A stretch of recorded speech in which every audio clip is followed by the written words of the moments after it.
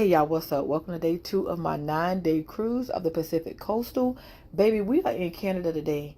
And y'all know I am born and raised in the county of Dade. And baby, when I tell you it is colder than a pimp's heart out here.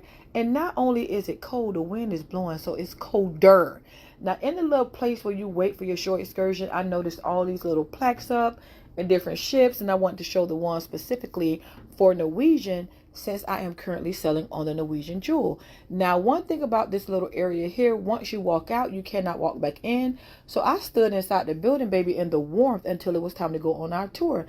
Now, one thing about this shore excursion, reading the directions, nowhere did it say it was a walking excursion. We were all upset, but I was like, child, let me grab some coffee and get my walk on. So now we are walking through Victoria, Canada. And again, I had to buy sweatsuits and shit for this vacation because, again, I'm from Miami.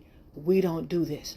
But one thing I can tell you about being in Canada, and anybody who know me know I travel a lot, and one thing I like about going to other countries is that you see how it is extremely beautiful, right?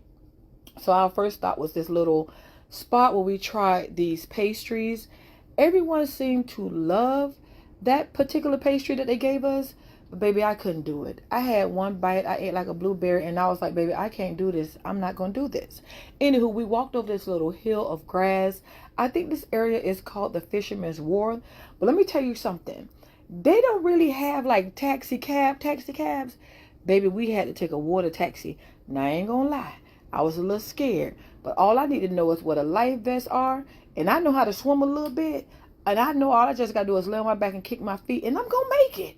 But the experience of doing something like this, which is something that I have never done before in my life, and something I probably would have never done if I would have not booked this particular shore excursion.